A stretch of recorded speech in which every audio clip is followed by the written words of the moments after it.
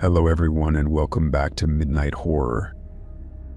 I know many of you use these videos to fall asleep, so before you drift off, I'd love it if you could leave a comment letting me know where you're listening from around the world.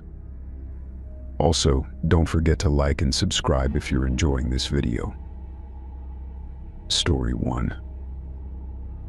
I'd always kept the spare room in my house as a guest room, but after a few quiet months and a rising mortgage, I decided to rent it out. The tenant was a college student named Aaron, soft-spoken, polite, and seemingly harmless.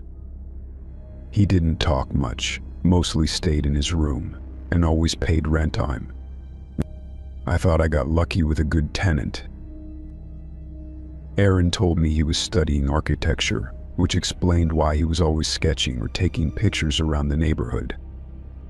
He said he liked photographing unique interior designs for a class project.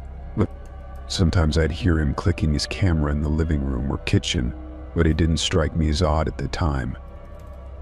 I even offered to let him photograph the backyard once, and he politely declined. It was a Friday night when I came home earlier than expected. I'd told Aaron I'd be gone until late, meeting a friend across town for dinner.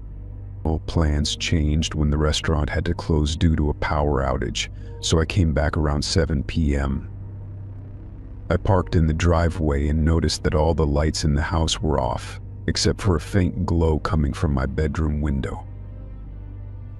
I unlocked the front door quietly, unsure if Aaron was home or had just left a light on. As I stepped inside, I heard the soft, distinct sound of a camera shutter, quick, deliberate, like someone carefully documenting something. My bedroom door was slightly ajar, and the sound was coming from within. I crept closer, heart pounding, unsure what I was about to see. Through the gap in the door, I saw Aaron standing in the middle of my room, wearing tight blue surgical gloves and slowly panning his camera around. He moved with a strange sense of purpose, pausing to photograph my dresser, then my bed, then the closet door. He didn't notice me right away. I stood frozen, unsure whether to barge in or back away and pretend I hadn't seen anything. After a few moments, I pushed the door open, and he jumped like he'd been electrocuted. He turned toward me, eyes wide behind his glasses, face pale and caught like a thief. I thought you said you'd be gone," he stammered, lowering the camera and taking a small step back. My eyes locked onto the gloves, then the camera, and then the slightly open drawer of my nightstand. "What are you doing in here?" I asked, my voice tight and low. He started mumbling something about a photography assignment, about needing to capture lived-in spaces, but none of it made sense. I stepped fully into the room, trying to keep my calm, but my heart was racing now. He made no move to leave, just stood there, awkward and rigid. "You're photographing my personal space," I said, pointing at the camera. "Wearing gloves. That's not a school project, Aaron." His mouth opened like he wanted to argue, but nothing came out. He glanced toward the door, then back at me, calculating something. I moved between him and the exit, not sure if I was being brave or foolish. He finally lowered his head and said, "I was just curious." That word curious rang in my ears. I told him to leave the room and sit on the couch. He hesitated, then slowly walked out, avoiding eye contact. I followed him, keeping my eyes on his hands, still gloved and clenched at his sides.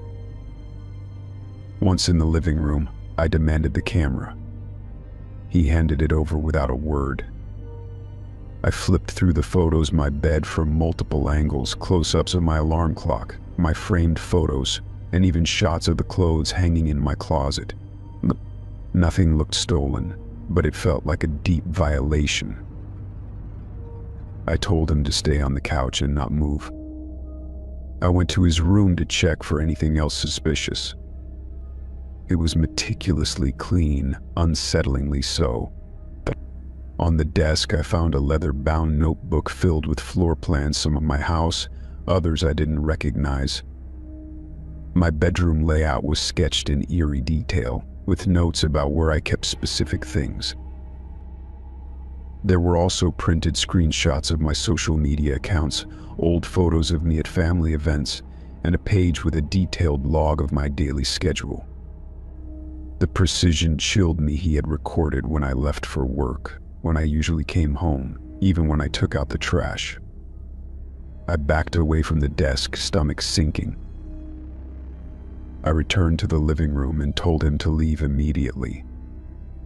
At first, he didn't move, just sat there like he was waiting for me to change my mind. When I told him I was calling the police, he stood abruptly and said he'd go. He packed up his things in under 10 minutes and left without looking back. I filed a report with the local police and gave them the notebook, the photos, and the camera. They said they'd look into it, but I could tell they weren't expecting to find much. There was no evidence of a crime, just strange behavior and a lot of uneasy questions. Still, they promised to follow up. For days after he left, I couldn't sleep well. I kept checking the locks and started leaving lights on at night. Every creak in the floor made my skin crawl. The idea that someone had been studying my life, photographing my private space without my knowledge, gnawed at me. I had the locks changed and installed a security system. The peace I once felt in my home was gone, replaced by a constant edge of suspicion. I stopped renting out the spare room. It didn't seem worth the risk anymore. Sometimes I think about the other floor plans in his notebook. They weren't of my house. Did he live in those places too? Was I the first, or just one of many? The questions have stayed with me long after he disappeared. Story 2. I used to deliver food late at night for a local takeout place that stayed open until 3 a.m. Most nights were quiet, just me and the road, the occasional drunk customer fumbling for change, or a tired worker too worn out to cook. This particular night, I had a delivery to a house I hadn't been to before, nestled deep into one of the older neighborhoods on the edge of town. The houses there were spaced far apart, and the street lights barely reached the front steps. When I pulled up, the place looked normal enough, slightly run down, maybe, but not out of place for that area. I double-checked the address and grabbed the bag of food. The porch creaked under my weight as I stepped up to the door and rang the bell. I waited, the only sound around me the wind rustling through some nearby trees. No one answered, so I rang again, leaning in to listen for movement inside. That's when the door creaked open slowly, the hinges whining as if they hadn't been used in weeks. I didn't touch it. It just opened, revealing a dark hallway with a dim yellow light spilling from somewhere deeper inside. I called out, asking if anyone had ordered food, but there was no response. I stepped just inside the doorway, unsure if I should leave the bag and go or wait a bit longer. Then, from the edge of my vision, something caught my eye in the room to the left. I turned my head and froze. There was a man tied to a chair in the center of the room, his mouth gagged with duct tape and eyes wide with terror. His wrists were bound to the arms of the chair, his ankles tied to the legs. He was shaking, trying to make noise through the tape, jerking his head slightly in my direction. Every instinct told me to run, but my legs wouldn't move. For a second, I thought maybe it was a prank, some sick setup for a viral video. But the panic in the man's eyes, the bruises on his face, and the blood on his shirt made it terrifyingly real. I backed up slowly, trying to reach for my phone, but I didn't want to look away from him. It felt like if I blinked, something worse would happen. I pulled my phone from my pocket and dialed 911 with trembling fingers. Before the call even connected, I heard a soft creak from deeper in the house. Someone else was there. My heart slammed against my ribs as I glanced down the hallway, trying to see movement in the shadows. The dispatcher answered, and I whispered my location, saying I needed help immediately. I gave the address, told them what I saw, and that someone else might be inside. As I spoke, I took another step back, closer to the door, never turning my back on the hallway. The silence after the creak was suffocating. Then I heard footsteps, slow, deliberate, coming from somewhere beyond the hallway. They weren't rushing, not like someone panicking or trying to escape. Whoever it was walked like they weren't worried at all, like they already knew how the night was going to end. I gripped the doorknob behind me, ready to bolt. But I couldn't just leave that man tied up. Every instinct screamed for me to run, to save myself, but I couldn't let someone die because I was too scared. I told the dispatcher there was someone walking toward me and begged them to hurry. Then I made a choice that still haunts me. I stepped into the room and hurried toward the man, trying to undo the knots binding his wrists. His eyes widened even more, and he began to shake his head violently. I paused, not understanding. That's when I realized he wasn't warning me about the person coming, he was warning me about something else. Before I could turn around, I heard the click of a door behind me, and a soft whisper, too close, too sudden. I turned just as someone stepped into the room wearing a black hoodie and a mask that covered everything but the eyes. He didn't speak, didn't shout, he just stared at me in silence, holding something heavy in one hand. I stumbled back, hands raised, stammering that I was just the delivery guy. The man didn't react. Behind me, the tied-up man thrashed in the chair, his muffled sounds growing louder and more desperate. The figure took a step forward, raising the object in his hand, a tire iron, dark and stained. I turned and ran. I didn't think, I didn't look back. I sprinted out the door and across the lawn, nearly dropping my phone as I shouted into it that someone was trying to kill me. My car wasn't far, but every step felt like a lifetime. I jumped in, locked the doors, and sped off, tires screeching against the pavement. The dispatcher kept asking me if I was okay, if I was hurt, but all I could do was drive and try not to vomit. I pulled over a few blocks away, hands shaking so badly I couldn't even hold the wheel. Police arrived within minutes, flashing lights bouncing off the houses. I led them back to the address, heart pounding. They went in with weapons drawn. I sat in the back of the squad car, watching the house with wide, unblinking eyes. After what felt like hours, they brought the man out still alive, still tied, but safe. He kept trying to talk, pointing toward the house, but I couldn't hear what he said. They never caught the man in the mask.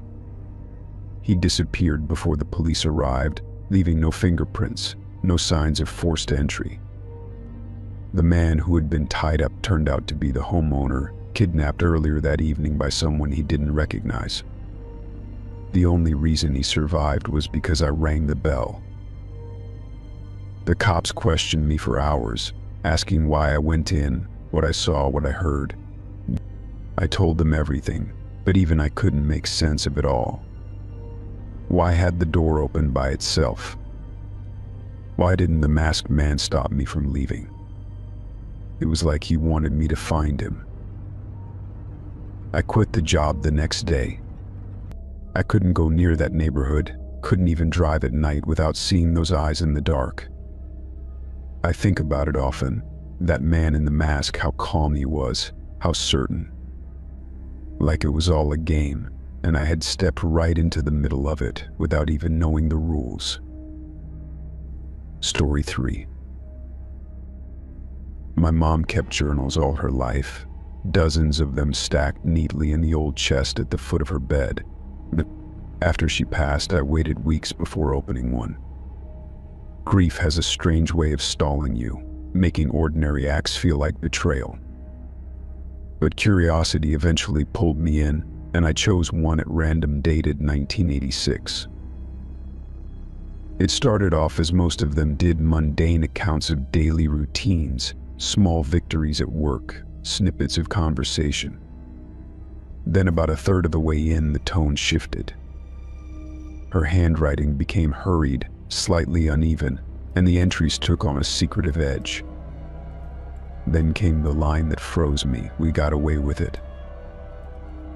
There were no names, no details, just that chilling phrase and a series of entries filled with cryptic references. Burned the clothes. Buried it deep. They'll never find it. I flipped the pages with growing unease, my heart pounding as if I were reading someone else's confessions. Near the back, folded carefully between pages, was a yellowing map. It was hand-drawn, rough but surprisingly detailed, marked with a red X and labeled only with the spot. There was a date scrawled in the corner, August 17, 1986. The place it pointed to was a clearing deep in the woods just outside of town. I stared at the map for a long time before deciding what to do. Rationally, I knew it was probably nothing, just an old story, a memory warped by time. But the unease wouldn't leave me. I had to know.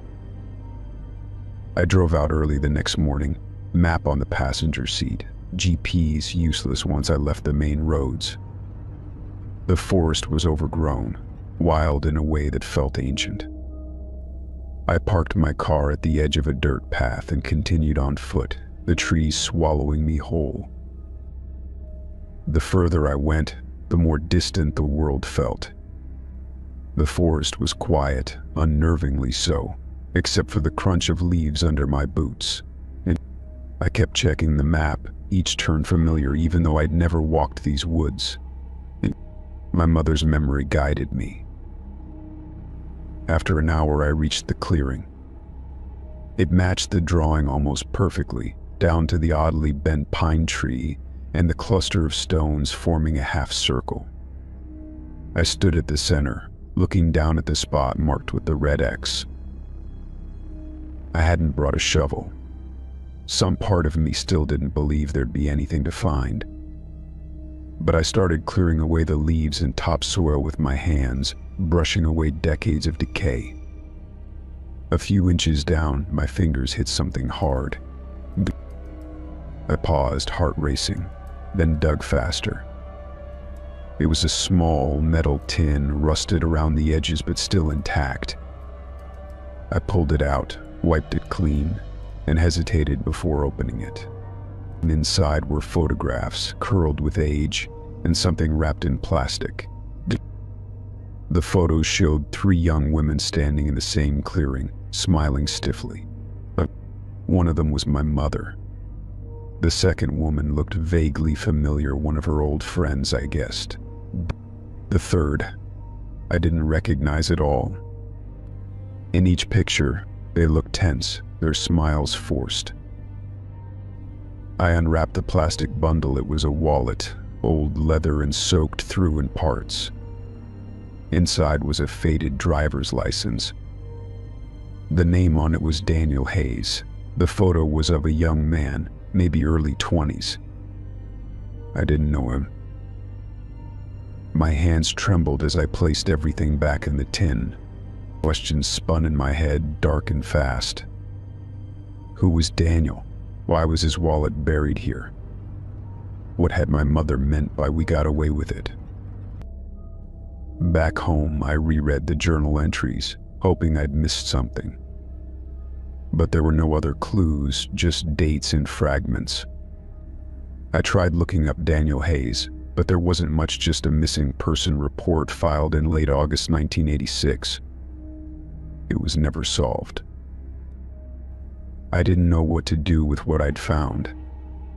Part of me wanted to go to the police, But I didn't have anything concrete, just an old journal and a tin of memories buried in the woods. No proof of wrongdoing, no direct accusation. Just a haunting suggestion. Over the following days, I read through the rest of her journals, searching for any other references. Nothing. It was as if she'd written about it once and then buried it both in the forest and in her mind. A single confession sealed in ink and silence. I started dreaming about the clearing. Sometimes I'd see the three women standing in a circle, arguing. Other times, I'd see a man running, falling. Always, I'd wake up gasping. It felt like the past was reaching through the years, refusing to stay buried. I went back to the clearing one last time. Not to dig, not to search, but to stand and listen. The forest was still quiet, but different now. As if it knew I knew. I whispered his name, Daniel Hayes, and left a stone where the tin had been. Some secrets are too heavy to carry. I kept the journal, the map, and the tin hidden away in my own drawer. I never told anyone what I found, but sometimes when I look in the mirror, I see a flicker of her expression from those photos, haunted, unresolved. There are moments when I want to ask her, out loud, why she wrote it down at all. Why keep a record of something so terrible? Maybe guilt doesn't fade, no matter how many years pass. Maybe some part of her wanted it to be found. The questions never stop, though I've stopped trying to answer them. Life moves on. But every August on the 17th, I find myself driving by those woods. I don't go in anymore. I just watch from the edge, the trees hiding what they always have. And I wonder if someone else someday will find their own map, their own secret, their own reason to dig. Story 4. I bought the dresser from a classified ad posted by a woman in a nearby town. She said it had belonged to her grandmother, who had recently passed away. It looked a little worn but sturdy, with ornate handles and carved detailing that gave it a vintage charm. I paid in cash, loaded it into my car, and drove home without a second thought. It sat in my room for almost a week before I decided to clean it thoroughly. I removed each drawer one by one, wiping the insides and checking for any loose screws or damage. When I pulled out the bottom drawer, it slid out more easily than I expected, almost too smoothly. Behind it, I noticed something odd, a thin line across the back panel, as though it had been cut and reattached. Curious, I tapped the panel, and it sounded hollow. I used a screwdriver to pry at the edge, and it popped loose with a quiet creak. Inside the hidden compartment was a bundle wrapped in yellowed fabric, stained and stiff in places. The smell was faint but sour, like old copper and mildew. My stomach turned as I unfolded the fabric and revealed what was inside. There were baby clothes, tiny and delicate, but smeared with reddish-brown stains. Some pieces were torn, the fabric frayed as if they had been pulled roughly. I stared for a long time, trying to process what I was seeing. At the bottom of the bundle was a thick envelope with a name scrawled across it in fading ink. I opened it slowly, and my hands began to tremble. Inside were photographs, black and white, grainy and deeply disturbing. Each one showed a child, eyes red and swollen, caught mid-cry or with expressions of fear. Some of the children were sitting in empty rooms, others on stained mattresses or concrete floors. None of them were smiling. I flipped through them, counting at least 24 different faces. There were no names or dates, just photo after photo of sadness and pain. I put everything back into the envelope and rewrapped the bundle in the fabric. My mind was racing, but I couldn't bring myself to throw it away or burn it. I placed it in a box and pushed it to the back of my closet, unsure of what to do next. Sleep didn't come easily that night. The next day, I went back to the ad to contact the seller, but it had been taken down. I scoured the site's history and even searched social media using the name from the envelope, but found nothing. It was like she had vanished. My attempts to trace the address she gave me led to an empty lot. For days, I debated going to the police. I didn't want to be seen as someone meddling with ancient history, especially without knowing the context of the photos. But something about the children's faces haunted me, and I couldn't ignore it. One evening, I packed the bundle and drove to the nearest precinct. I told the officer everything: where I got the dresser, what I found, and how the seller had disappeared. He listened, took the box, and filled out a report. He said they'd look into it but made no promises. I left feeling both relieved and unsettled. Weeks passed with no updates, and I started to believe it was over. But then I got a call from a detective who asked me to come in. When I arrived, he showed me a photograph from the envelope and asked if I remembered it. I nodded, and he leaned back, expression unreadable. He told me one of the children had been identified, a boy who had gone missing over 30 years ago. His disappearance had been part of a string of similar cases in the area, none of which were ever solved. My discovery had reopened an old investigation. Suddenly, the weight of what I found felt even heavier.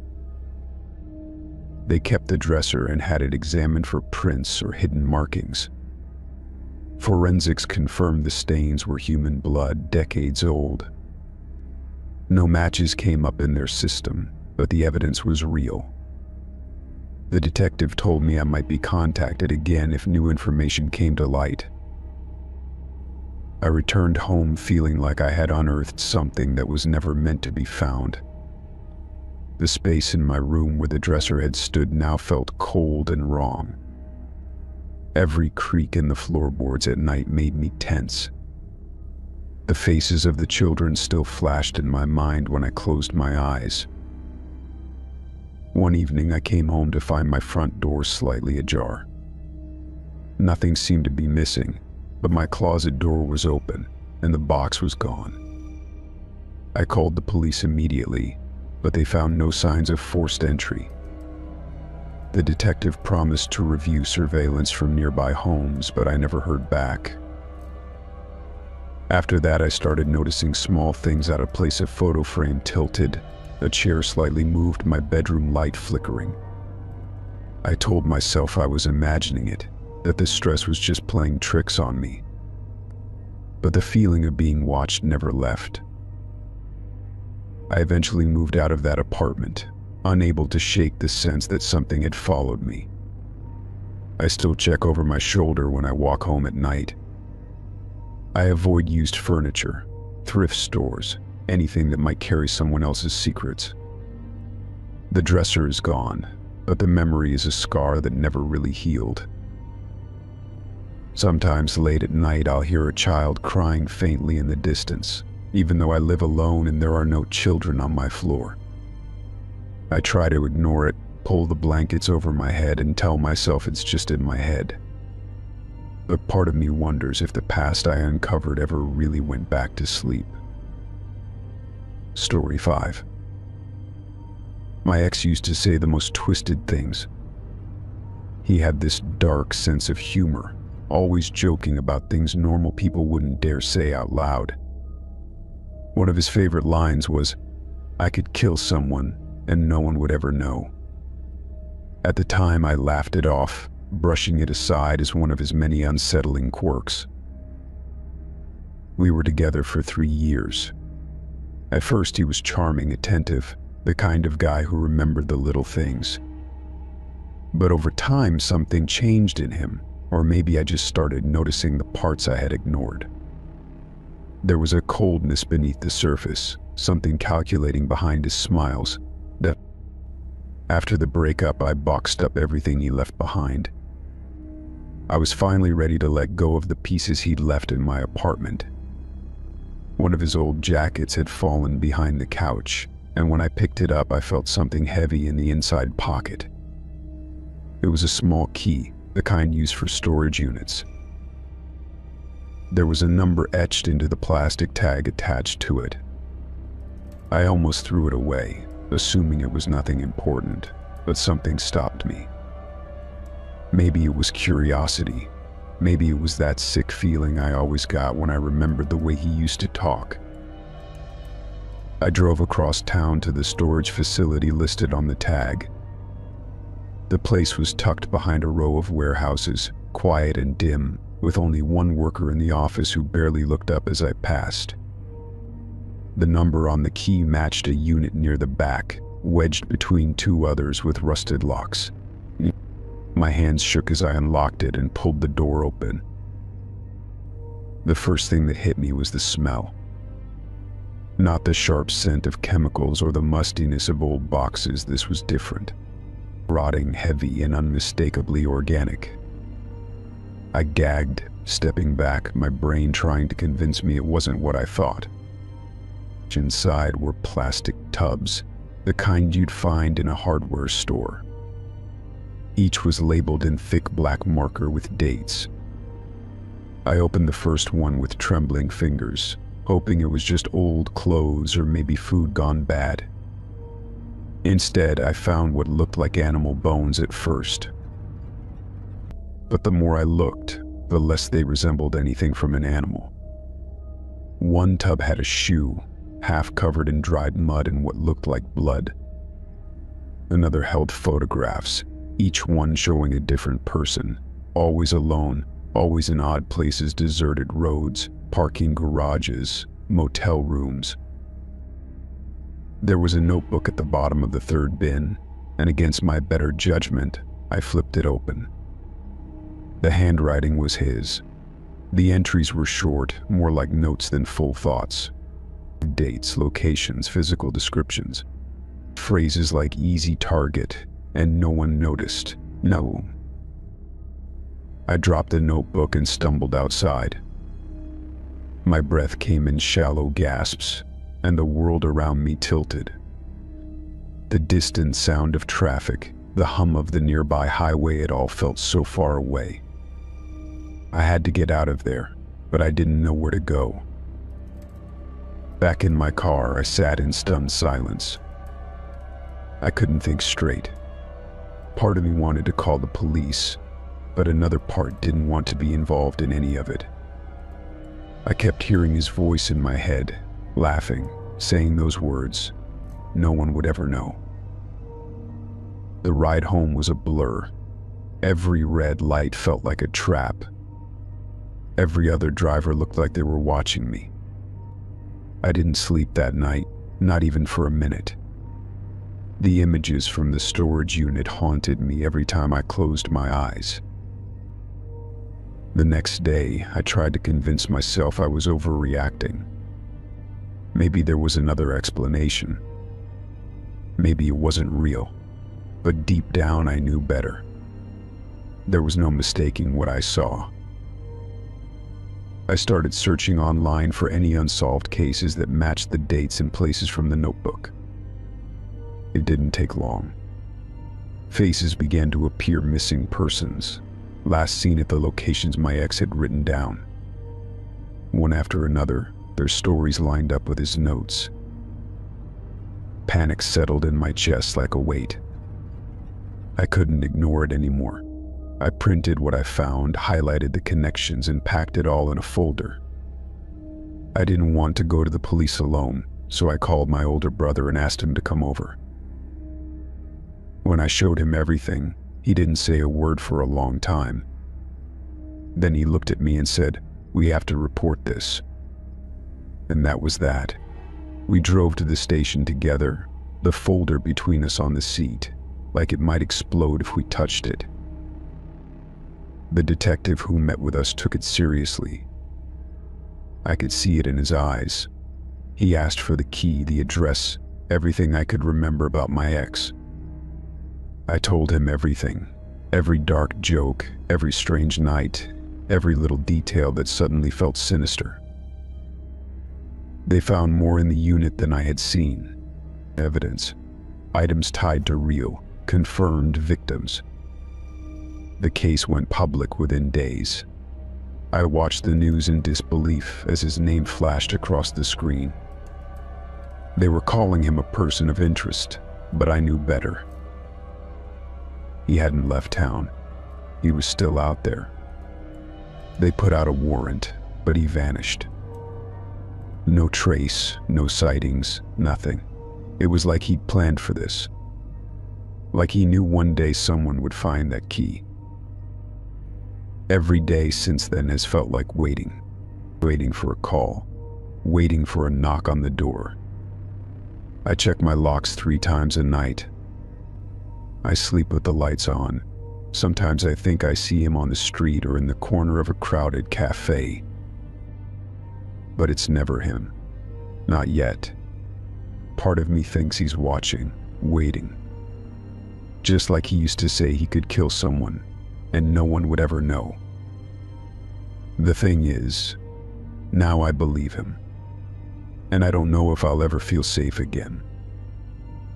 Story 6. I've worked at the thrift store for over 4 years now. Most days blend together sorting clothes, organizing donations, ringing up customers, small talk with regulars. It's quiet work, mostly uneventful, and I'd come to appreciate that about it. But every so often, something strange comes through those donation bins, and last Thursday was one of those days. The donation came in late in the afternoon. A woman, face obscured by oversized sunglasses and a hoodie despite the heat, dropped off a cardboard box and left before I could offer a receipt. I remember thinking she seemed rushed, nervous even, but people often are when dropping off things they no longer want.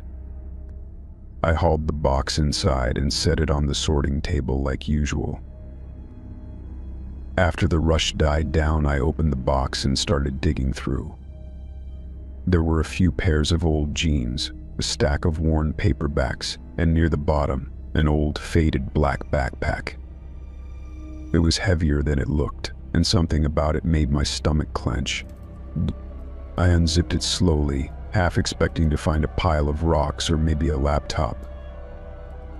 Instead, I found a gun, a real one, folded, tucked into one of the larger compartments, wrapped in a stained gray hoodie that smelled faintly of sweat and something metallic. My breath caught in my throat as I pulled it out with shaking hands, setting it carefully on the table. Beside it, stuffed into a side pocket, was a folded piece of paper. My hands felt numb as I opened it. In neat, almost delicate handwriting, it simply read, "I couldn't do it again." No name.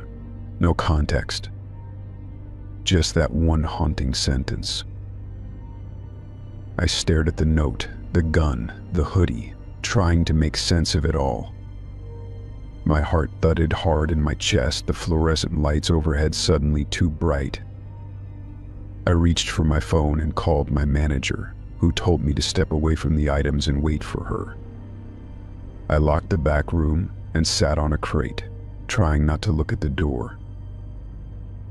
When she arrived, I explained everything, showed her the contents of the backpack. She didn't say much, just looked at the gun, the note, and then quietly called the police. The officer who came took our statements, bagged everything up, and assured us it would be handled. But that wasn't the end of it, not for me. I kept thinking about the note. I couldn't do it again. The implication was thick in the air, something unspoken yet disturbingly loud. What had this person done the first time? And what exactly had they stopped themselves from doing again? The hoodie had stains down the front, dark and rust-colored. Blood, most likely. The officer didn't say, but I saw the look in his eyes when he picked it up. He knew. We both did. I didn't sleep much that night, replaying the moment I unzipped that backpack over and over in my head. Over the next few days, the store returned to normal, at least on the surface. Customers came and went, unaware of what had passed through. I kept looking over my shoulder, half expecting that woman to return, to claim the backpack, to explain something. But she never did. I thought about the possibility that it was a message, a cry for help left anonymously, trusting someone would find it. Maybe whoever donated it wanted to rid themselves of the past, to let go of something they couldn't face. But who drops off something like that at a thrift store? Curiosity got the better of me. I started checking local news reports, scanning for anything that might link to the backpack. There was a story about a robbery last year where a clerk had been shot. The suspect fled, never caught. The description was vague, but the hoodie color matched. It made me wonder if the person had been carrying guilt for months, maybe even years. Carrying that hoodie, that gun, until it got too heavy. Maybe they walked into our store to leave it behind and walk away from a version of themselves they couldn't stand anymore. Maybe the note was meant to be their goodbye. But something about it still didn't sit right with me. The urgency of the woman's movements. The way she avoided my eyes. It didn't feel like closure, it felt like fear. Like she was running from something or someone. The donation hadn't been peaceful. It had been desperate. I started having dreams about it. In them, I'd be back in the storage room, the backpack sitting on the table, growing heavier and darker with each passing second. I'd try to open it, but it never unzipped, only pulsed like a heartbeat. I'd wake up drenched in sweat, the words of the note echoing in my ears. Eventually, the officer followed up, said the gun was being tested for ballistics, and the serial number had been filed off. They were still investigating. He said we might not hear anything else for a while. The backpack, the hoodie, the note gone, now part of an evidence locker somewhere. But the memory stayed with me.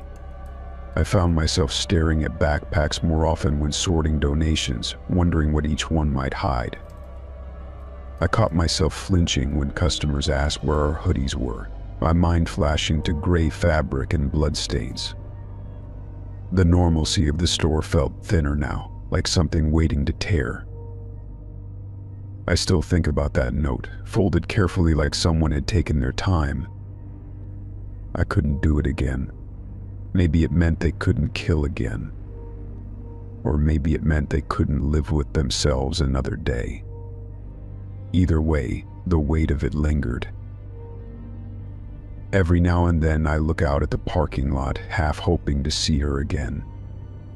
To ask her what she meant, to know what it was she couldn't repeat. But I don't think I ever will.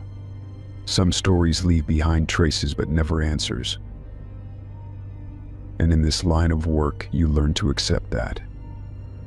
That people leave behind parts of themselves in old jeans, forgotten trinkets, and sometimes in things much darker. You sort through the pieces, place them on shelves, and move on. But some things don't belong on any shelf. Some things, like that backpack, stay with you. Story 7. I was interning at a local news station when I stumbled upon a file buried deep in the video archives. It wasn't part of any assignment, I was just organizing old footage as part of my daily tasks. The tape was labeled plainly with black marker, but in bold red ink across the front where the words "do not air." Curious, and admittedly bored, I slid it into one of the editing decks in the back room where no one usually bothered to check. The footage was grainy and lacked any audio, but the timestamp in the corner caught my attention immediately. It showed a local park, Glenmere Fields, known more for its quiet walking paths than any real news. The date and time were unmistakable. It was from 3 days ago, early morning, well before sunrise. But what froze me was the figure in the center of the shot, my boss, the evening anchor, Olivia Marsh. She stood beside the duck pond, glancing around as if making sure no one was watching. In her hand, she clutched something, a small bundle wrapped in plastic. She knelt by the edge of the pond and carefully slid it into the water, then stood and stared at the rippling surface. After a long moment, she turned and walked calmly back toward the tree line, disappearing into the shadows. I hit rewind and played the footage again, watching more closely. There was no sign of urgency in her movement, no panic. She looked composed, even deliberate.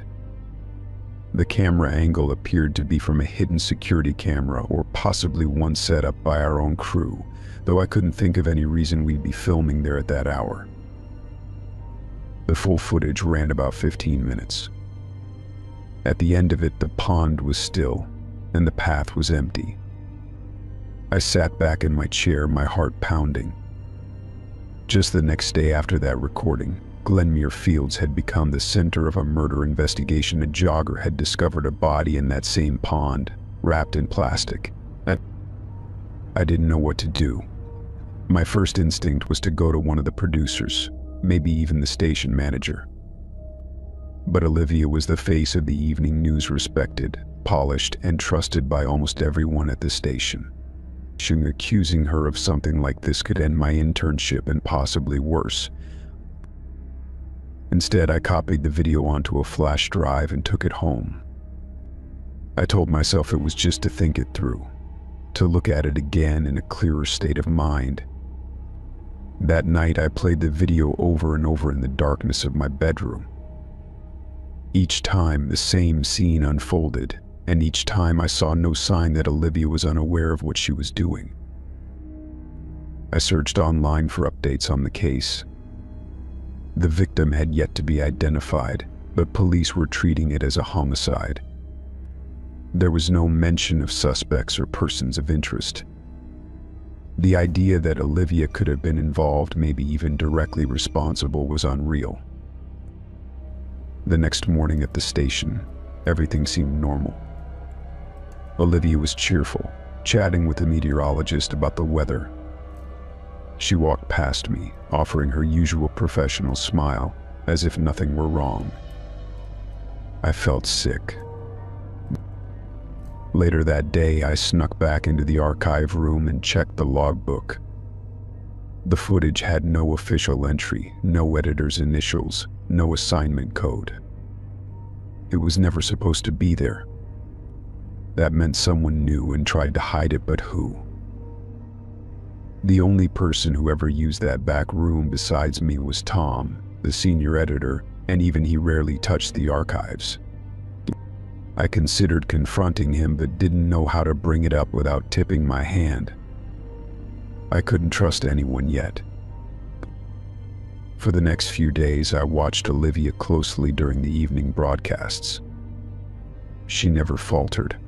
Her tone was steady, her expressions practiced. She even covered the Glenmuir Fields story, describing the police's progress with such convincing concern that I nearly doubted what I'd seen. I tried to research her background, college, past reporting jobs, anything that might explain this. Everything came up clean. No scandals, no criminal ties. She was practically a model journalist, but I couldn't shake the image of her standing by that pond. One afternoon, I returned from lunch and found my desk drawer slightly open. Nothing was missing, but I noticed the flash drive wasn't where I'd left it in my backpack. Panic crawled up my spine. Had someone gone through my things? I rushed home that evening and plugged the drive into my laptop. The file was still there, but the metadata had changed last accessed that afternoon. Someone had definitely seen it. I realized then that I might not be as invisible in this station as I'd thought. That night, I received a text from an unknown number. "You're asking too many questions." I stared at the screen, pulse thudding in my ears. No name, no context, just that one sentence. I knew better than to reply. I didn't sleep much. The next morning I arrived at the station early and walked straight into the control room. I logged into one of the main editing systems and uploaded the video to a secure cloud account under a random alias. Then I deleted every trace of the footage from the station servers, just in case someone tried to wipe it. For the rest of the day, I kept my head down and avoided Olivia. But around 6, just before the live broadcast, she stopped by my cubicle. "Hey," she said softly, "you've been doing good work. Keep it up." Her smile lingered just a second too long. As she walked away, I felt that same sick churning in my gut. That wasn't a compliment, it was a warning. She knew, and now she was watching me just as closely as I had been watching her. I went home that night with a growing sense of dread. I had the video. I had the evidence. But I had no idea who to trust or how deep this went. Someone had filmed that footage, someone had hidden it, and now someone knew I'd seen it. I started documenting everything: emails, texts, notes. I backed up the video 3 more times and kept the drives in different places. I didn't know what would happen next, but I wasn't going to be caught off guard. Days passed, and the investigation at Glenmere Fields began to stall. Still no identity on the victim, no arrests. But I watched Olivia every night as she calmly reported on it, her voice smooth, her face unreadable. I knew she had been there. I had seen it. And now I had to decide whether exposing her would cost more than just my internship. Story 8. I moved into the apartment on a rainy Tuesday afternoon. It wasn't anything fancy: small kitchen, creaky floors, a window that looked out at a brick wall, but the rent was cheap, and the landlord didn't ask too many questions. The previous tenant had left in a hurry, according to the neighbors, though no one knew exactly why.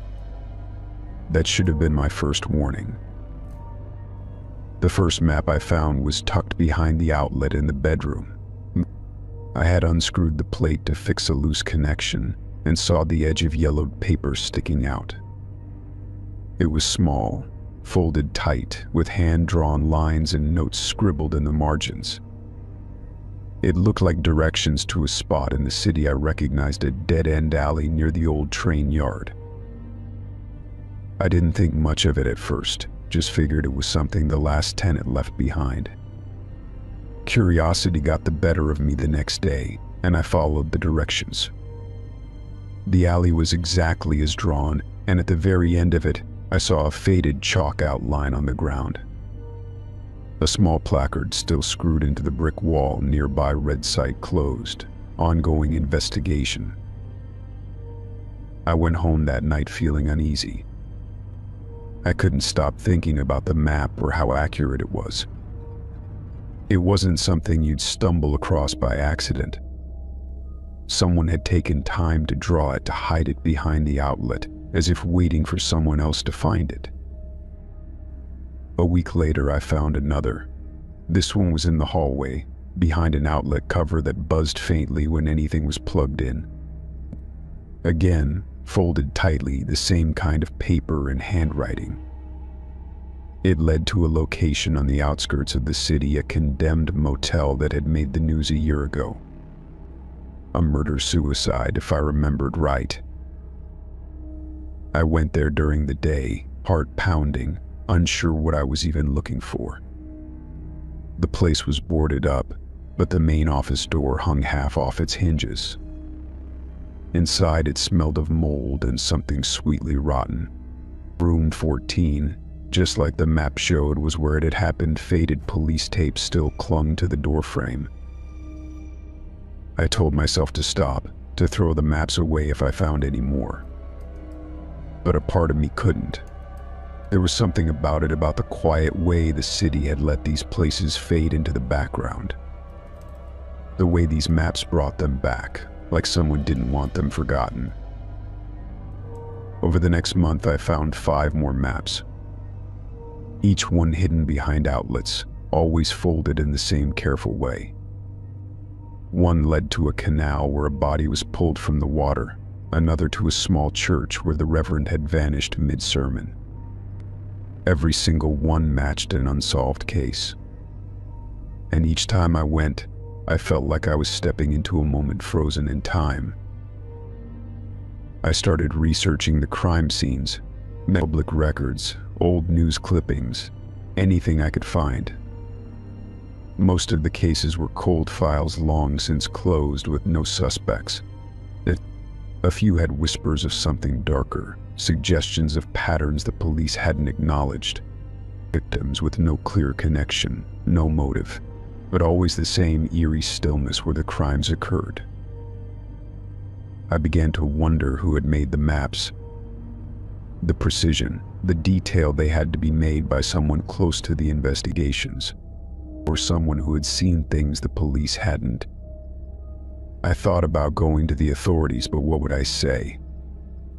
That I found maps in my wall? That I'd been trespassing at crime scenes? Instead, I kept looking. There was something about the maps that felt like a message, or puzzle left behind. Each one led deeper into parts of the city I'd never seen, places forgotten or avoided. It was like following a trail that no one else had dared to follow. One night I found a map that led to an old industrial park on the edge of the city. The buildings were hollowed out, graffiti scrawled across every surface, windows smashed.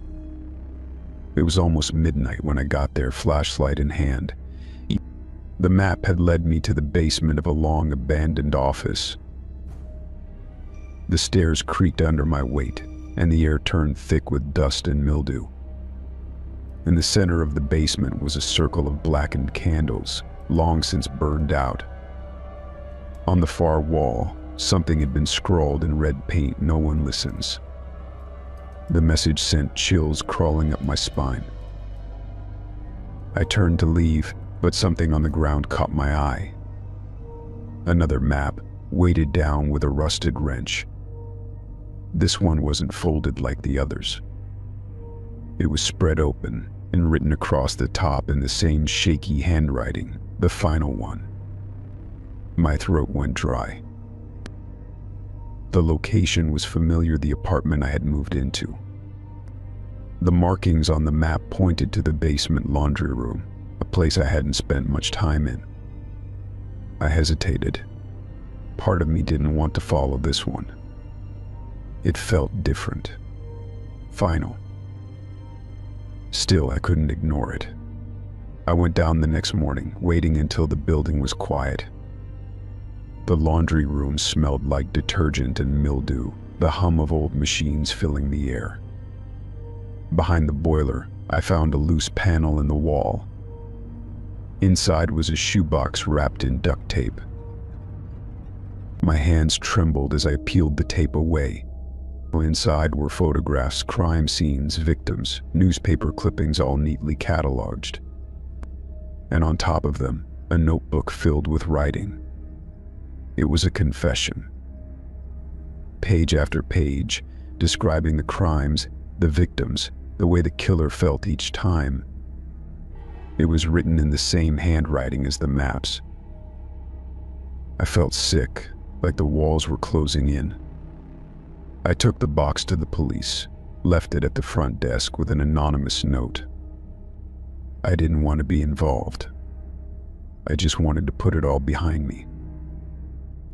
The apartment feels different now, colder.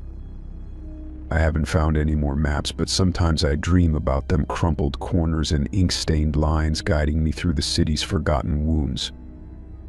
I still don't know who left them or why. But I think someone wanted the truth to be found, even if they couldn't say it out loud. Story 9. The night was quiet as I climbed into the back of the Uber, my phone glowing with the familiar map that guided the driver. It was one of those evenings when everything felt like it was moving in slow motion, the kind of night where nothing felt urgent. Yet something deep in the pit of my stomach told me to be on edge. My ride home from the bar had been uneventful until now. The driver was a middle-aged man with thick glasses, his face mostly hidden behind the glow of his dashboard light as he focused on the road. He asked me where I was headed, and I told him my apartment, not thinking much of it. We drove through the familiar streets of my neighborhood, the city lights reflecting off the windows, the faint hum of traffic filling the air. At first, I thought nothing of it when he missed my exit. It wasn't unusual for drivers to take a wrong turn now and then, especially in a city with a million one-way streets and confusing road signs. But when he didn't correct his course and continued driving past familiar landmarks, my unease began to grow. I glanced at the map on my phone. The little blue dot was moving farther away from my destination. "Excuse me, I think you missed my exit," I said, my voice more tense than I intended. The driver didn't respond at first. I repeated myself, this time louder, but still no answer. It was then that I noticed something strange. He didn't look at me in the rearview mirror or even seem to acknowledge my presence. He just kept driving. My heart began to race as the minutes passed, and we moved deeper into unfamiliar parts of town. My breath caught when he made another turn, and we left the main roads behind. I could feel the air shift in the car, a tense silence that hung between us. There was something wrong. I could feel it now. I tried to stay calm, but the anxiety was building rapidly in my chest. The faint hum of the radio, the soft buzz of the engine, everything felt too quiet now, almost suffocating. I looked out the window. The streets were less familiar, more industrial. My mind raced, wondering if I had just made a huge mistake. Then, without warning, the driver spoke, his voice cold and monotone. "We're going somewhere more interesting." The words sent a chill down my spine. I wasn't sure if it was his tone, or the fact that he hadn't even looked at me when he said it, but everything in my body screamed that something was terribly wrong. My grip tightened on my phone, and I quickly unlocked the screen to check the route. The map was no longer showing a clear path to my apartment. Instead, it was just a blur of roads I didn't recognize. "Hey, can you please stop?" I said, trying to keep my voice steady. "I need to get out of here." The man didn't answer, only continued to drive further away from any familiar landmarks. I could feel the panic rising in my chest as I realized just how far we had gone. The buildings outside the car were dark and abandoned, the streets growing emptier with each turn. Without warning, the car slowed down at a red light, the engine idling softly. The moment the car stopped, my instincts kicked in. My heart raced, and the thought of being trapped in this situation with a man I didn't trust made my skin crawl. I could feel the locks on the doors, a strange sense of finality in their click, as if they had been engaged long ago. I glanced to my left, my eyes catching the slight pause in the traffic, the moment when no cars were around us. The next thing I knew, I yanked the door handle, throwing it open, and without a second thought, I bolted out of the car. I didn't look back as I ran. My legs moved on their own, fueled by pure adrenaline. The sound of my footsteps echoed in the empty street as I glanced over my shoulder to see the car creeping slowly behind me.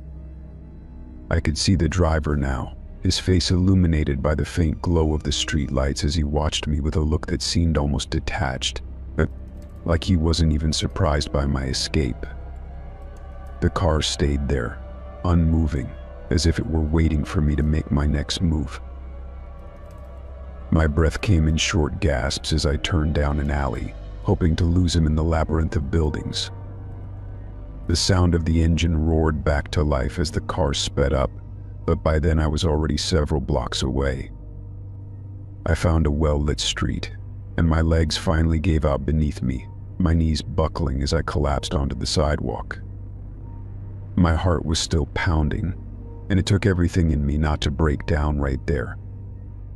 I had no idea what had just happened, or why that driver had taken me so far out of my way, but I knew one thing for certain: I'd never take an Uber again without keeping a much closer eye on the route. After a few moments of sitting on the cold pavement, I pulled myself together, shakily dialing for another ride. The driver I eventually found was polite, his voice kind when he asked where I was headed. I gave him the address, this time checking the route as we drove, making sure we stuck to the well-lit main roads. But as the city lights flickered past the window, I couldn't shake the feeling that something was watching me, that maybe the driver was still out there, waiting for me to make a mistake.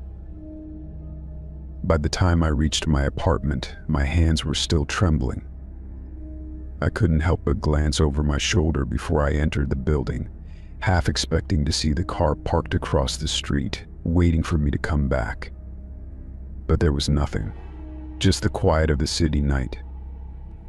I locked the door behind me and leaned against it, my mind spinning with questions that had no answers. What if I had stayed in the car? What did he mean by more interesting? Was I just a target, or had I been chosen for something more sinister? I couldn't stop thinking about it. I tried to shake the thoughts, but they wouldn't leave.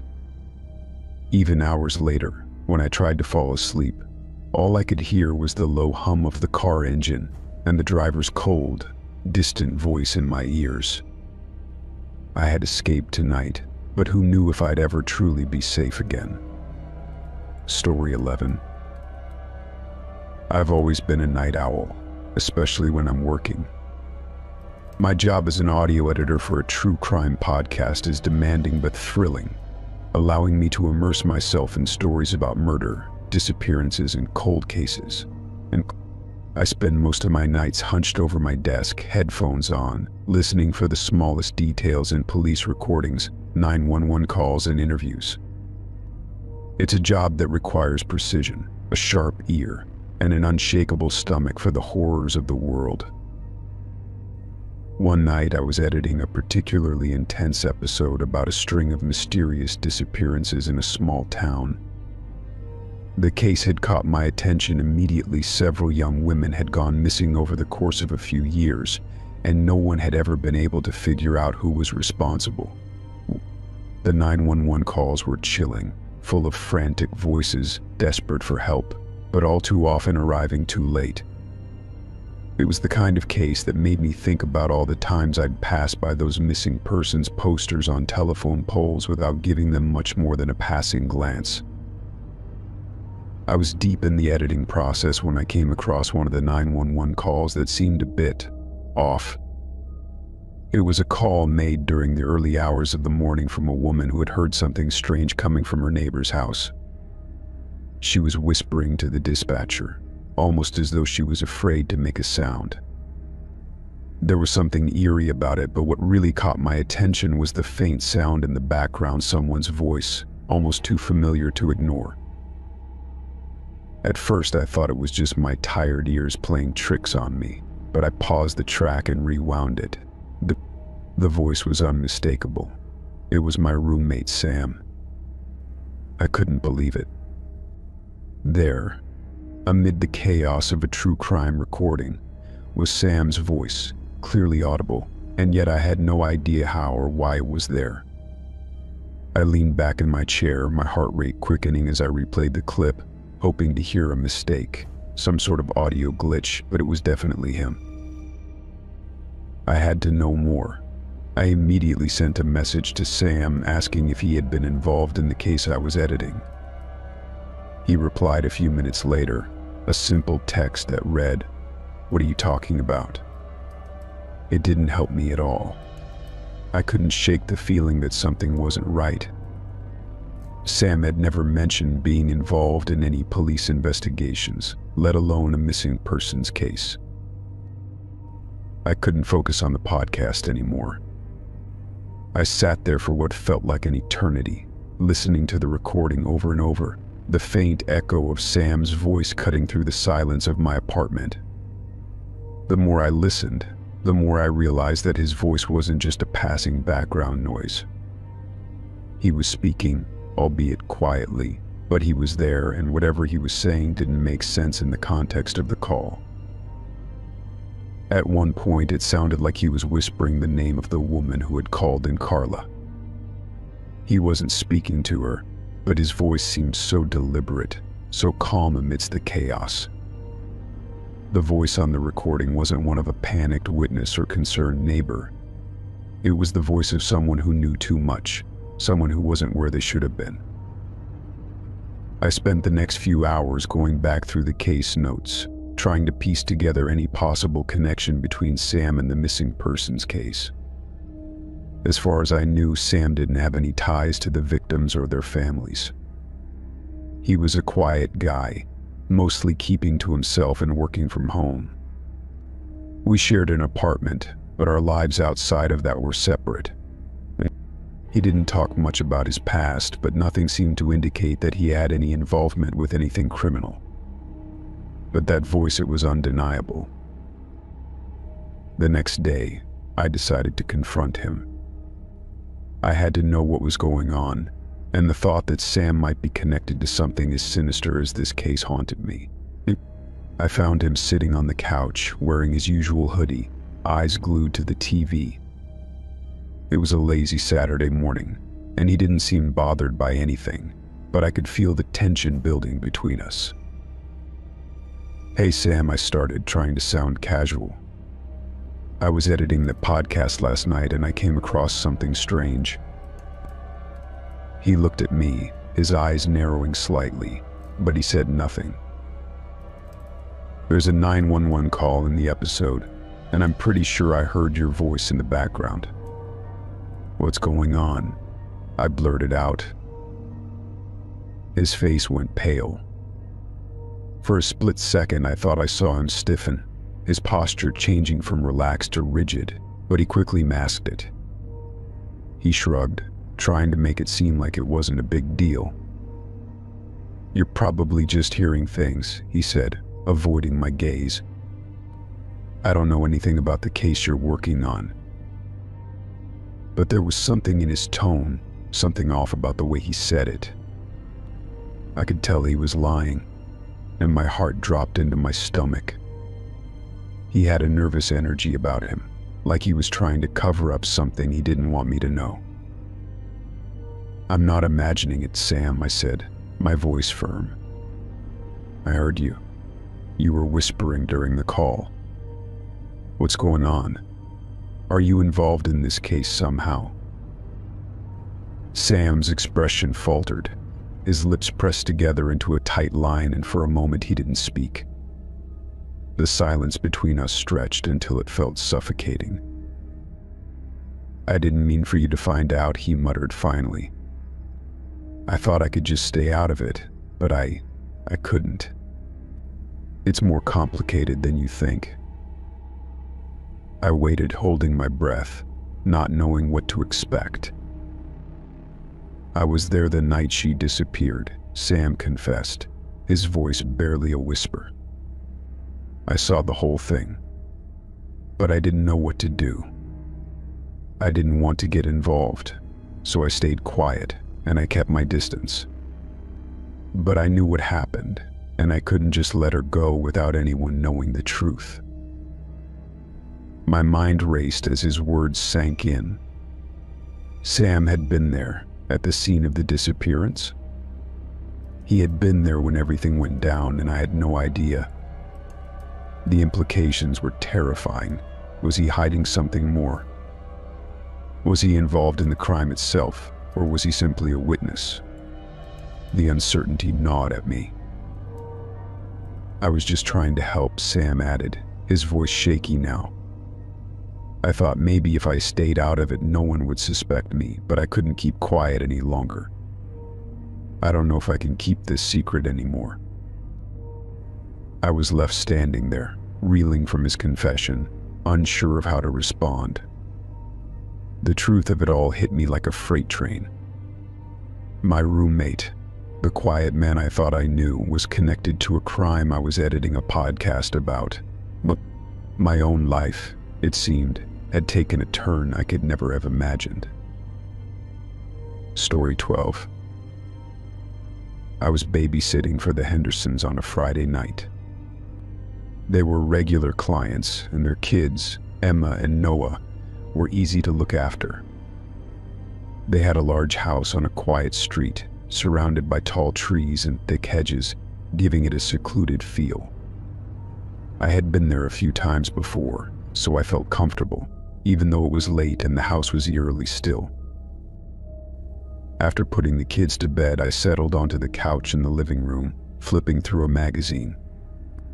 The only sound in the house was the faint hum of the refrigerator and the soft ticking of the clock on the wall. It wasn't unusual for me to be alone in the house, but tonight something felt different. I kept glancing toward the front window, noticing a car parked across the street. It was dark outside, but the headlights were off, and the car was just sitting there. At first I thought it was a neighbor or someone passing by, but when it didn't move for what felt like hours, a strange unease crept over me.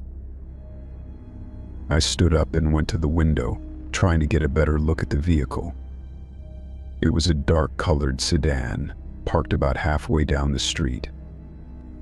The street lights cast dim pools of light, but the car itself was shrouded in shadow. I couldn't make out much detail, but something about the stillness of it unsettled me. It seemed like whoever was in that car wasn't planning on leaving anytime soon. I tried to brush off the feeling. It was probably nothing. Maybe someone had parked to wait for a friend or a delivery. I returned to the couch and tried to distract myself with my phone, but I couldn't shake the nagging sense that I was being watched. I kept glancing out the window, watching the car.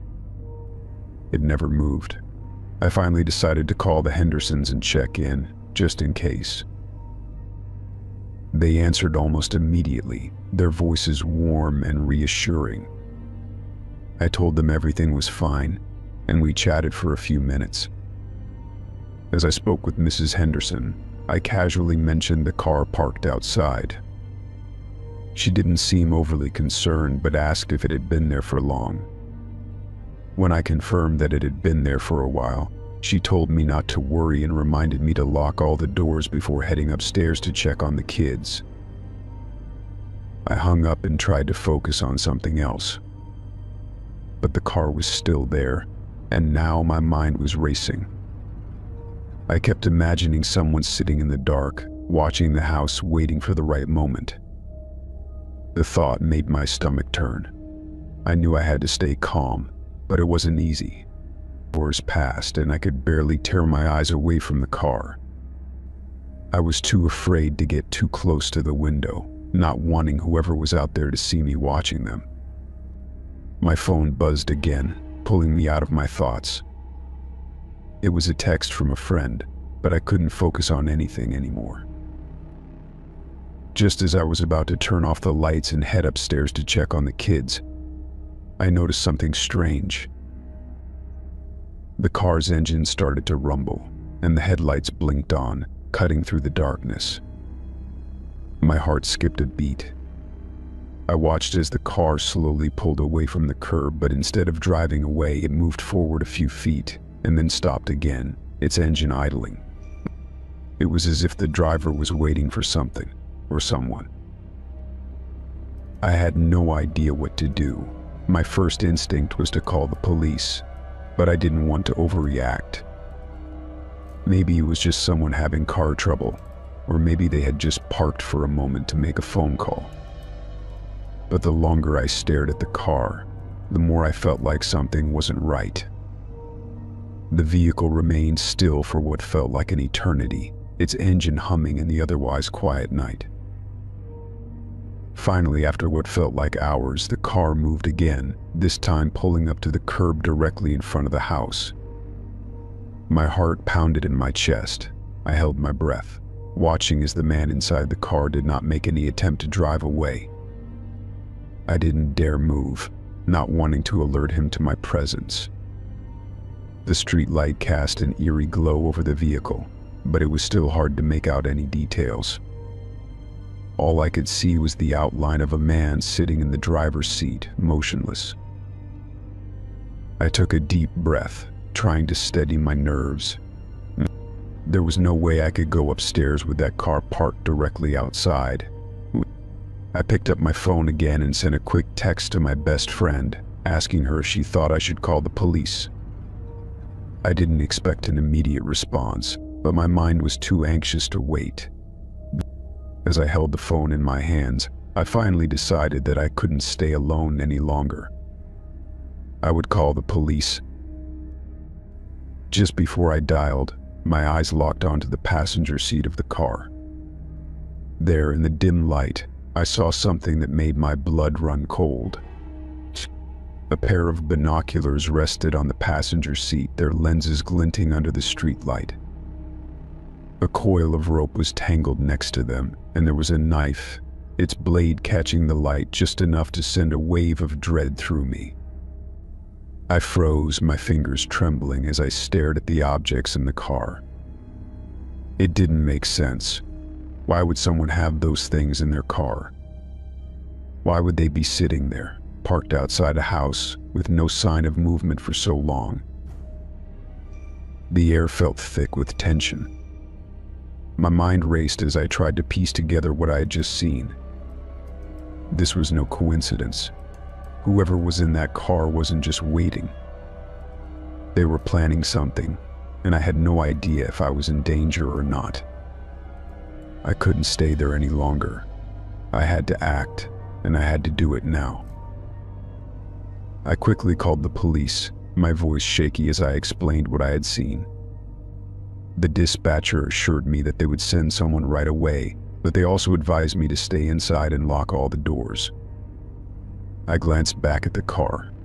It was still parked there, the man sitting motionless behind the wheel, as if waiting for something. The minutes felt like hours, and I couldn't tear my eyes away from the car. Not long after, I heard the unmistakable sound of sirens approaching, growing louder as they neared. The car's headlights flickered once more, and in that moment I knew the man inside had seen them too. Without a word, he slammed his car into gear and sped off into the night, disappearing into the darkness before the police could even get close.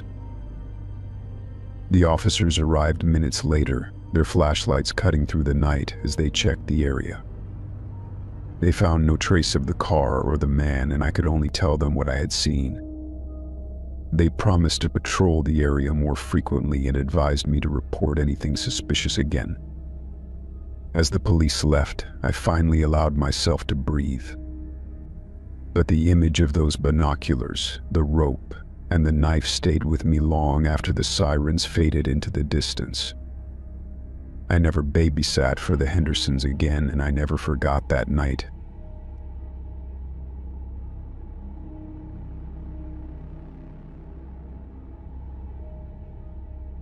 Story 12.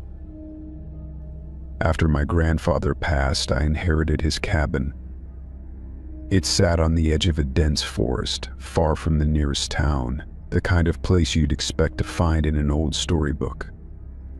The walls were worn, the wood creaking in a way that made it feel like the house was alive, breathing with the seasons. There was something both comforting and eerie about the place, and as much as I had loved it growing up, something about it felt different now. When I first arrived to settle his affairs, everything seemed normal at first glance.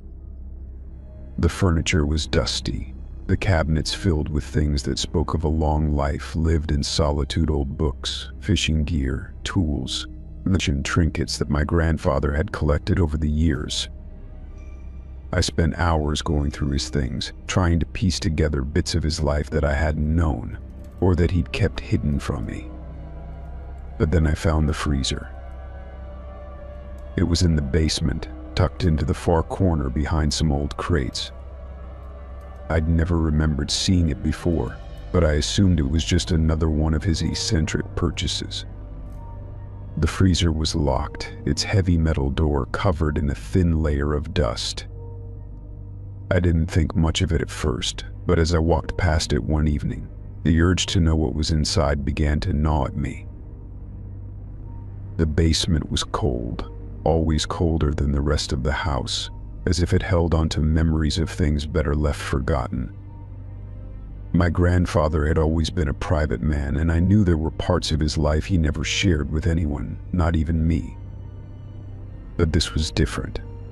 The freezer stood there, like a silent challenge, beckoning me to open it. I found an old key on a shelf nearby, tucked inside a box that looked like it hadn't been opened in years. I wasn't sure what it belonged to, but it fit perfectly in the lock.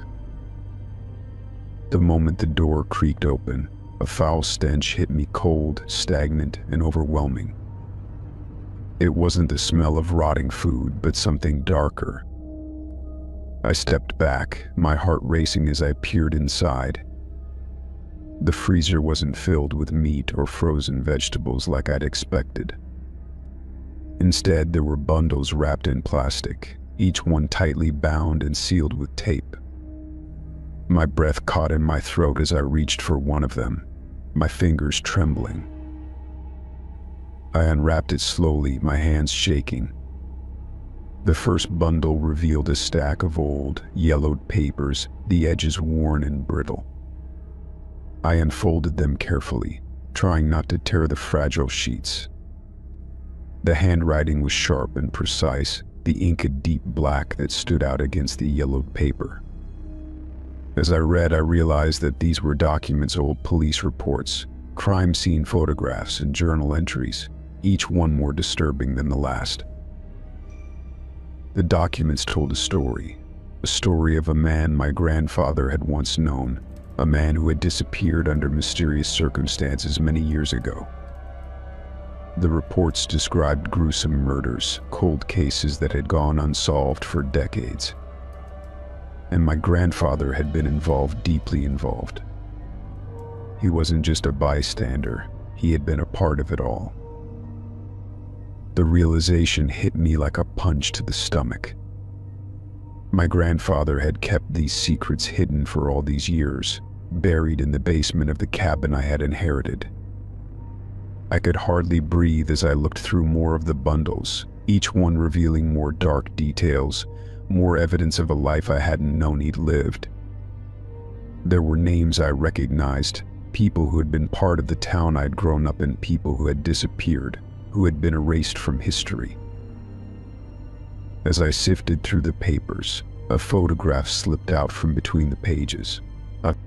It was a picture of a woman, her eyes wide with terror, her hands bound. She was sitting in a chair, her face pale, and behind her stood my grandfather. His face was partially obscured by shadows, but there was no mistaking the coldness in his eyes. It was a photograph I'd never seen before, and the implications of it made my skin crawl. I sat down on the floor of the basement, my mind racing. Was my grandfather involved in these crimes?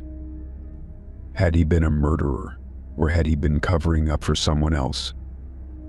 I tried to make sense of it all, but the more I read, the more my confusion grew.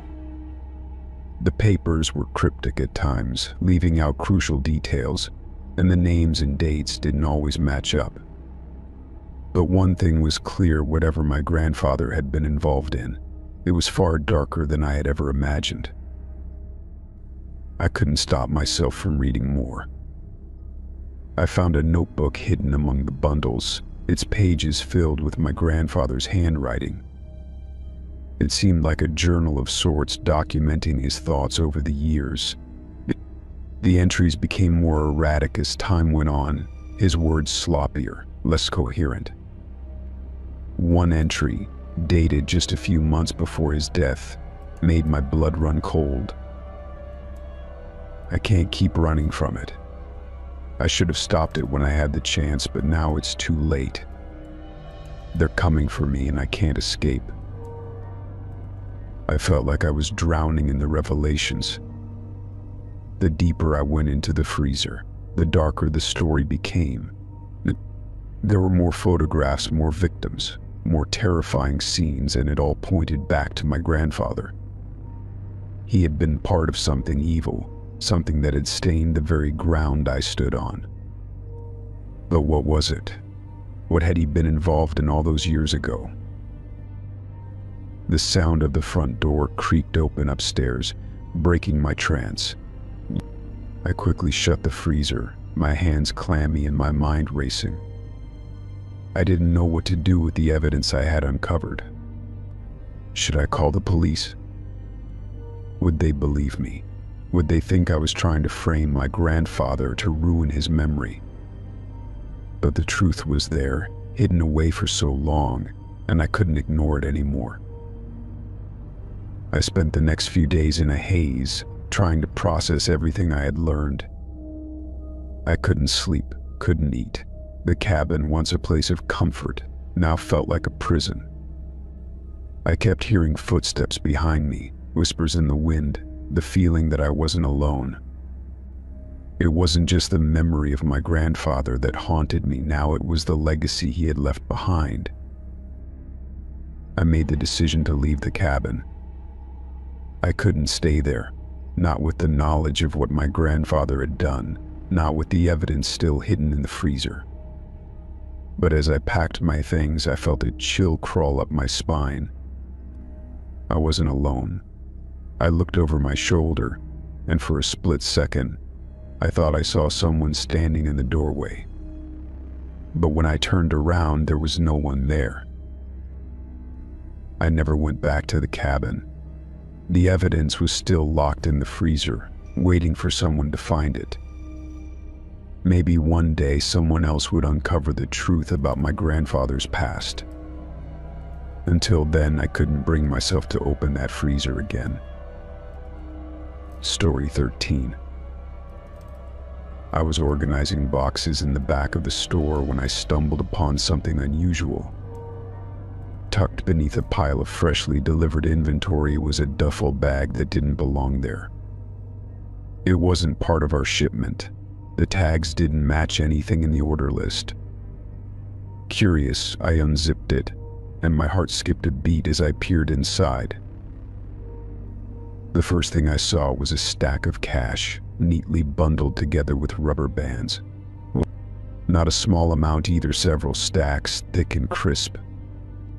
My fingers trembled slightly as I reached past the money, pushing aside a couple of loose zip ties, only to uncover something even more disturbing: dozens of driver's licenses. They weren't in any order, just piled on top of each other. None of them were mine, and none of the names sounded familiar. I quickly glanced around the stockroom. No one was near, and the store was quiet. I zipped the bag closed and sat back on my heels, trying to make sense of what I'd found. The cash seemed too much for someone to forget, and the zip ties, those weren't something anyone would leave lying around by accident. And those IDs, they didn't seem like they'd been lost. They seemed like they had been collected. I stood up and walked to the store manager's office, clutching the duffel bag in my hands. I knocked on the door, but there was no response. I tried the handle, but it was locked. I didn't know what to do. I stood there for a long moment, unsure if I should open the bag and look at the licenses more closely. What if they were part of some criminal activity? What if this was all part of something bigger, something dangerous? I made my decision and returned to the stockroom. I opened the bag again, carefully this time, and started to pull out the IDs. Most of them seemed like ordinary driver's licenses, pictures of strangers with names and addresses that meant nothing to me. But then I found one that made my stomach turn. It wasn't a name I recognized, but the address listed on the card was a street I knew all too well. It was the street I grew up on. My heart started to race as I read the name on the ID. It was someone I hadn't seen in years, someone I thought had disappeared without a trace. A chill ran down my spine as I realized this person had been living in the same city as me all this time, and I hadn't even known it. I quickly shoved the ID back into the duffel bag, my hands shaking. I wasn't sure if it was the memory of the person's disappearance or the growing sense of unease about the entire situation. Either way, I couldn't ignore it. This was no ordinary bag of forgotten belongings. Someone had gone through a lot of trouble to collect these things, and I had no idea why. I felt a sense of urgency settle over me, but I still wasn't sure what to do. The store was still open, and there were customers milling about, completely unaware of what was happening in the back room. I took a deep breath and decided to wait until I could speak to my manager. The longer I kept the bag, the more dangerous it felt. Someone had to know what to do next. About 20 minutes later, my manager, Steve, finally appeared in the stockroom.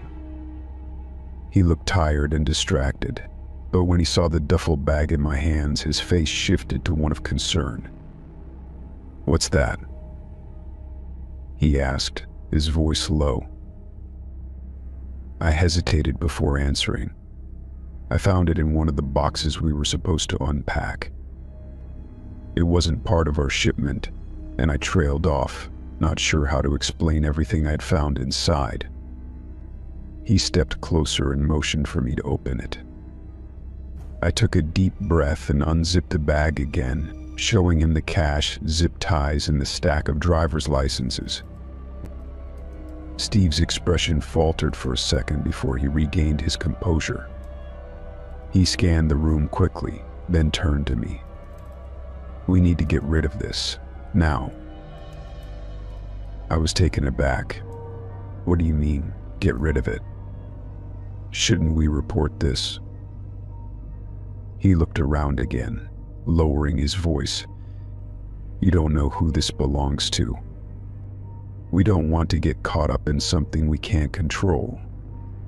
He moved closer and put a hand on the duffel bag, closing it quickly.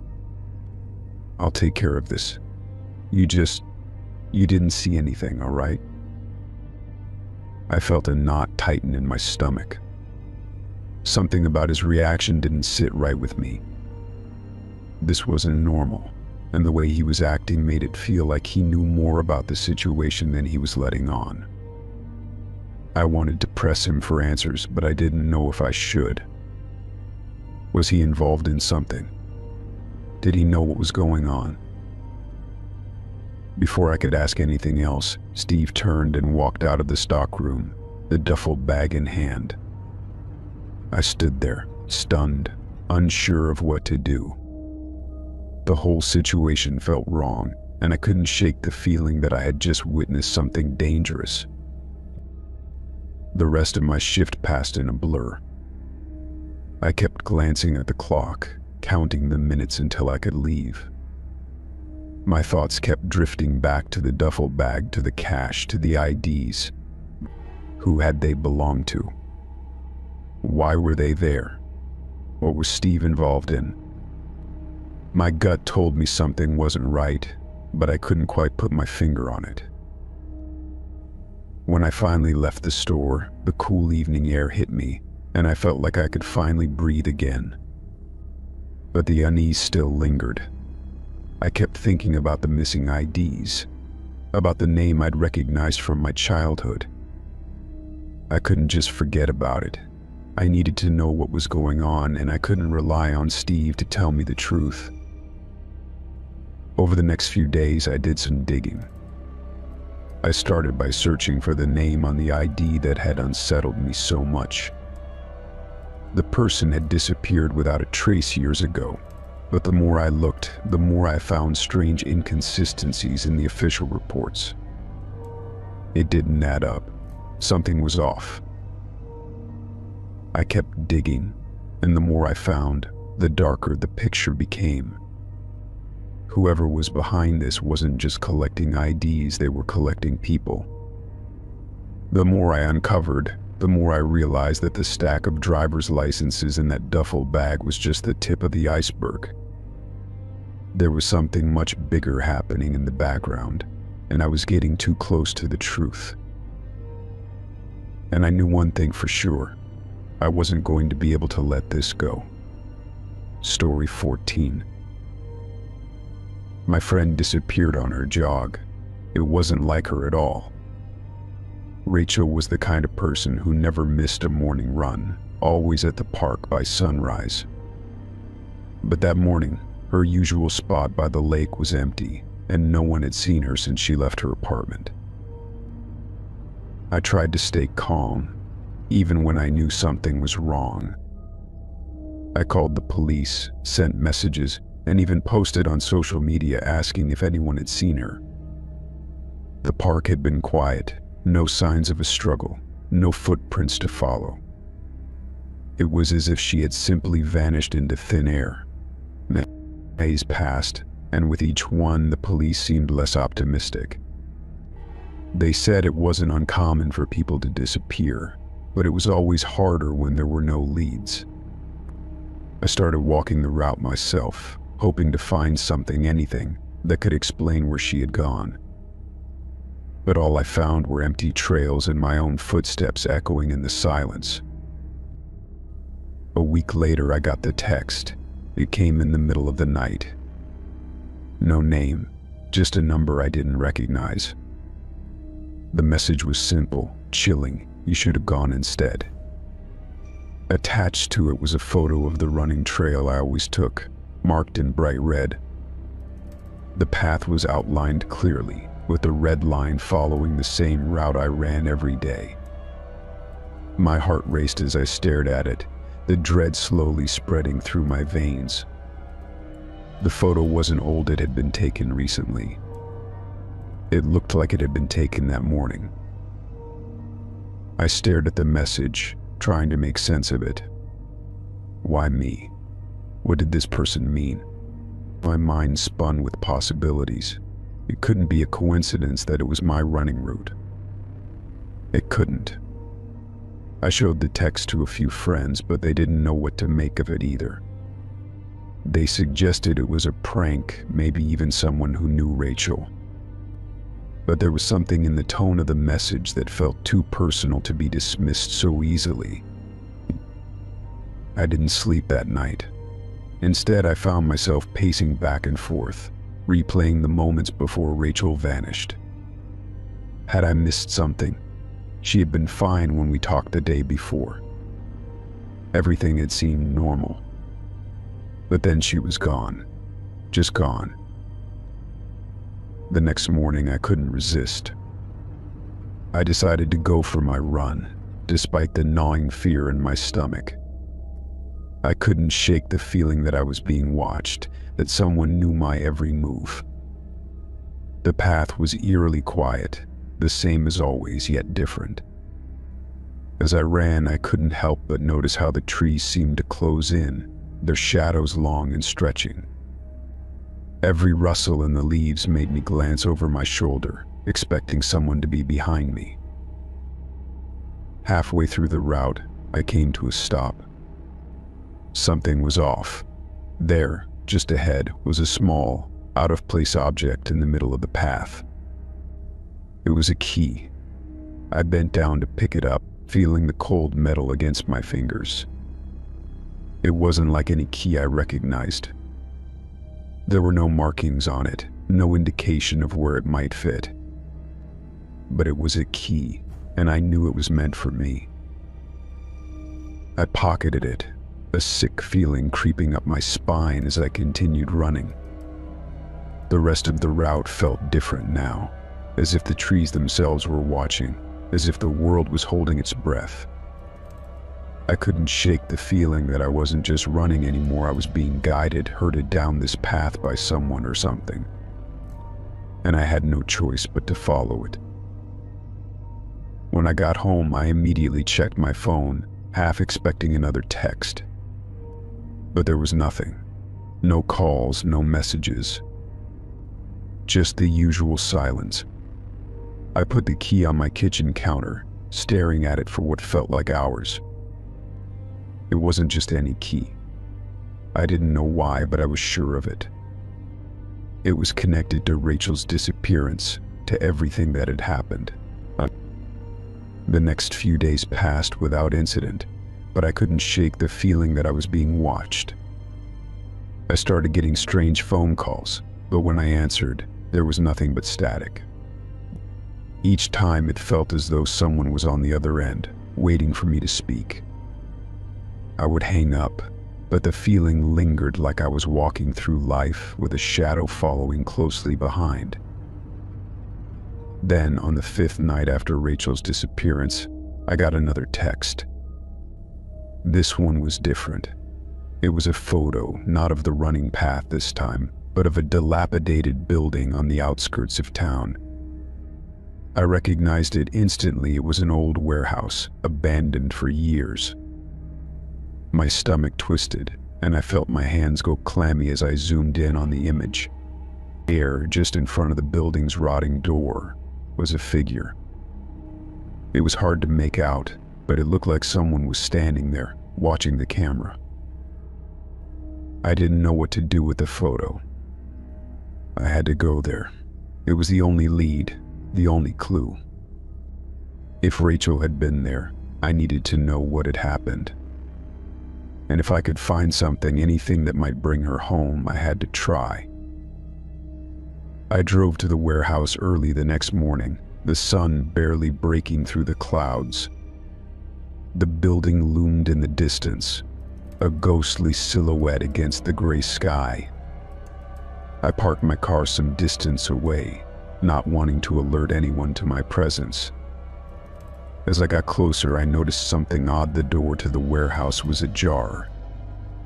It had been locked for years, and yet now it stood wide open.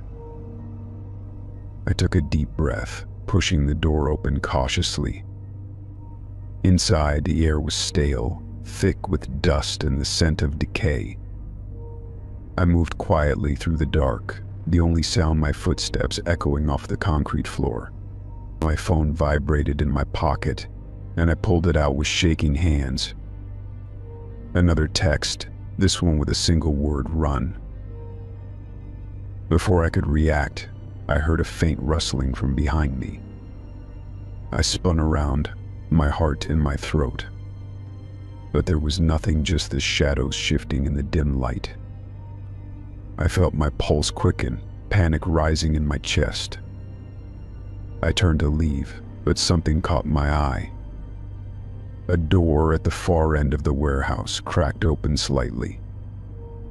It wasn't there in the photo, but I knew instinctively that it held the answers. I moved toward it, each step heavier than the last.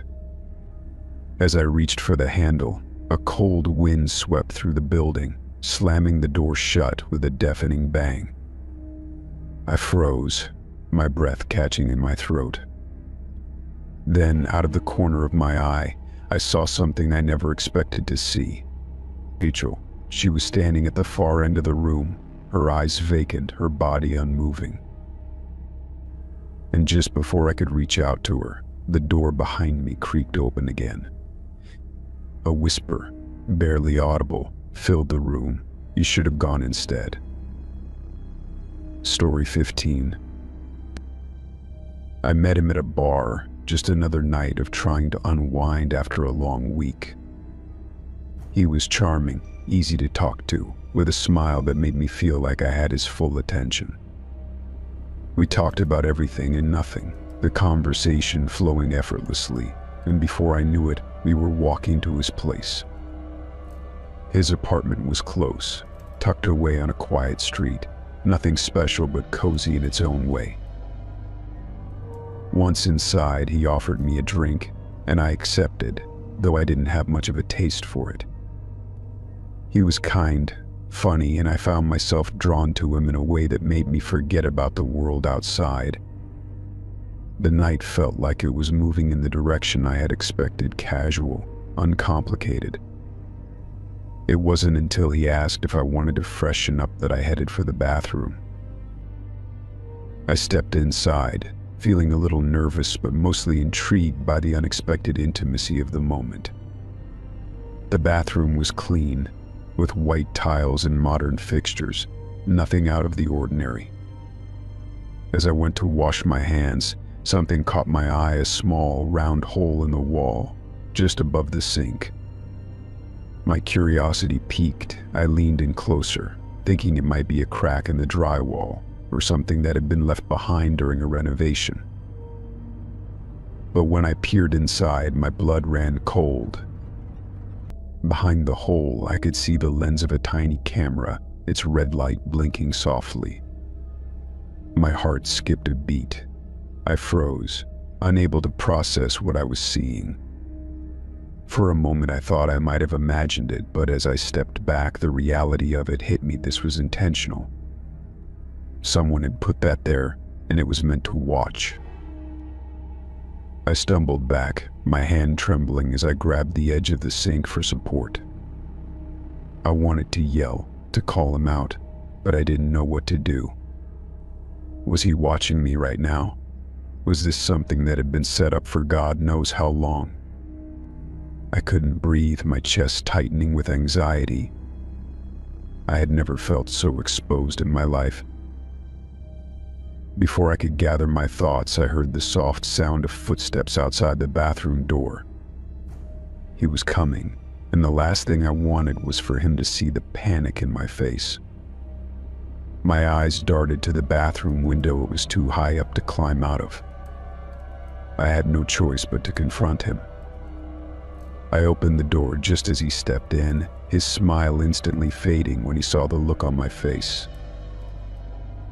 "Is everything okay?" he asked, his voice suddenly too calm, too rehearsed. I couldn't look at him. My eyes flicked toward the hole in the wall, then back at him, trying to make sense of what I had just found. "What is that?" I asked, my voice shaky but loud enough for him to hear. He raised an eyebrow, clearly confused, and I saw him glance over his shoulder, probably wondering why I wasn't smiling anymore. "That," he said casually, a little too casually. "It's nothing. Just a little project." His lips curled into a smile that didn't reach his eyes. "You know, something I've been working on." I stared at him, the weight of his words sinking in. The more he spoke, the more uncomfortable I felt. It was like he was trying to downplay it, to make it sound like it was just some harmless hobby. But there was nothing harmless about it.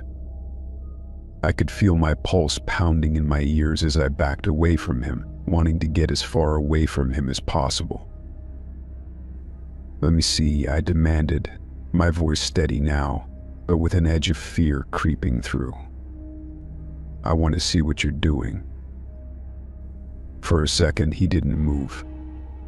His eyes flickered between me and the hole, a look of hesitation crossing his face. But then, almost reluctantly, he turned and walked over to his desk where his laptop sat open. He didn't say anything as he clicked a few keys, and my heart sank when the screen came to life. There, in full view, was a live feed showing the entire apartment. The camera was positioned perfectly, capturing every room with eerie precision. Well, I could see the living room, the kitchen, the hallway, and my own face reflected on the screen as I stood in the bathroom. The realization hit me like a slap in the face. He had been watching me the entire time. This is insane," I stammered, my voice rising with panic. "Why would you do this?" He didn't answer right away, his fingers hovering over the keyboard. "It's not what you think," he said finally, his voice low, almost soothing. "It's just for security, for my own peace of mind." I wanted to scream, to throw something, to break whatever hold he thought he had over me. But I couldn't move. I couldn't tear my eyes away from the screen. Each room, each moment of my evening was captured: the conversations, the laughter, the way I had sat on his couch, the way I had felt comfortable around him. Now it felt like a lie, all of it. "This is wrong," I whispered, backing away from him. My mind was racing, my thoughts tangled in a mess of disbelief and fear. You're a monster." He didn't flinch at my words. In fact, he smiled again, that same unsettling grin. "You don't get it, do you? It's not just for me. It's for you too. I'm helping you feel safe." I recoiled, the words sinking in slowly. It didn't make sense. Nothing he was saying made sense. But I couldn't stand there any longer. I turned and bolted toward the door, my heart pounding as I reached for the handle. "You can't leave," he said, his tone suddenly sharp. "You don't understand what you're doing." I didn't care. I ripped open the door, nearly slamming it into the wall, and ran out into the hallway. I didn't look back.